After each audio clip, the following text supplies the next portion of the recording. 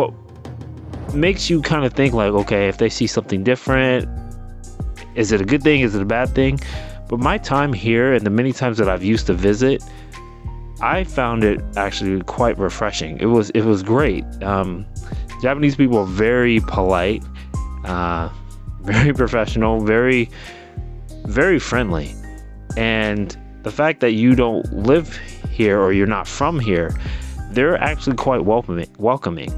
You know, they ask you questions. I can't tell you how many numerous times a lot of people came up to me and just asked me, oh, you know, where are you from? And do you live here? Or are you just visiting or what? And just strike up a conversation.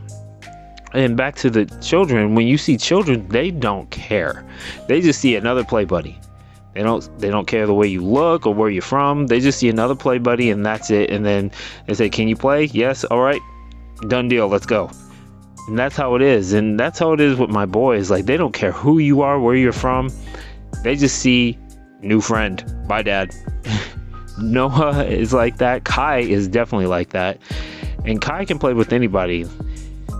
I can tell you how many times their moms come up to me and say, your son has been so great, and he's been playing with my youngest son, and it makes my kids feel great that they're playing with an older kid.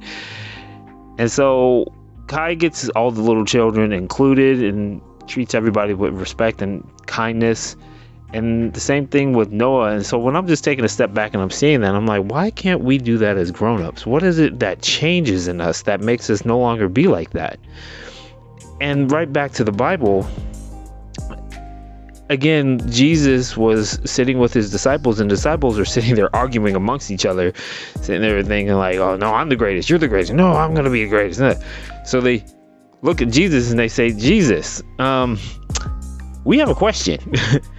And about this time, the disciples came to him and they said, who is the greatest in the kingdom of heaven? Now, Jesus called a little child to him and he put the child among them. And then Jesus looked at them and he said, I tell you the truth, unless you turn from your sins and become like little children, none of you are going to inherit the kingdom of heaven. So anyone who becomes as humble as like these children is the greatest in the kingdom of heaven. And I'm sure the disciples were looking at each other like, oh, like children, we need to change our hearts. And when you think about it, what Jesus was saying is that, as I said in the bottom, we need to be humbled. When you look at children, they're so humble. They don't care. They're easy forgiving.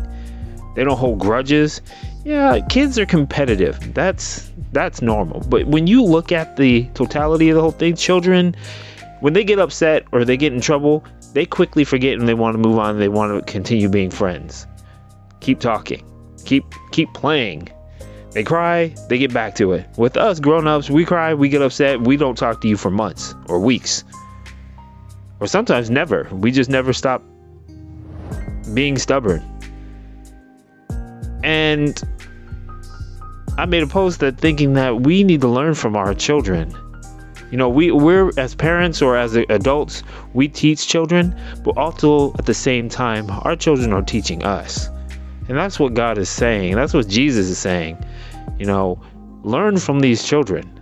They have a lot for us to learn from them. These children are teaching us at the same time when we're teaching them. Jesus is saying we need to appreciate and be submissive to him, to his authority. You know, not hold grudges, be easily forgiving. I know there's times where we can't forgive because we feel like we've been wronged, but God is telling us, you know, it's better that we forgive than hold a grudge. And it's really cool, you know, just watching my boys grow up and how they're interacting with their friends. And then whenever I get mad at them and whatnot, you know, it's funny when my wife and I, when we don't argue, but whenever we kind of snap at each other, sometimes we just don't talk for a little bit because we're just trying to cool down. I snap at my boys immediately within a few seconds. My son is my oldest one. Hey, Dad, what's your favorite?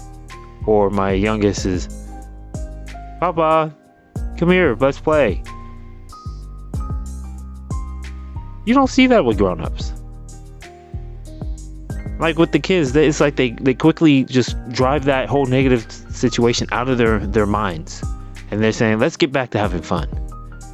That is what God is telling us. We need to just get back what's most important. Following Him, obeying Him, respecting Him, loving others, caring for others, helping others. Have that heart like these children do. Well, that was a thought of mine that I wanted to just share with you.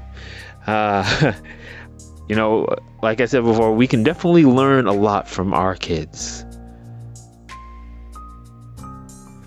Well, okay. Well, this is Kevin with God, Family, and Everything Else. Please, either subscribe, follow.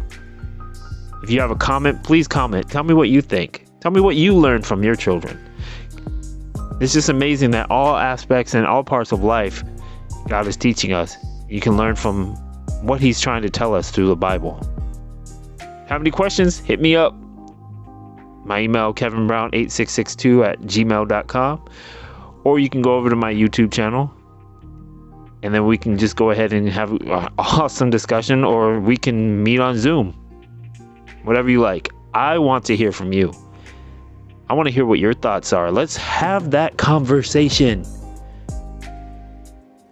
All right. Thanks for listening.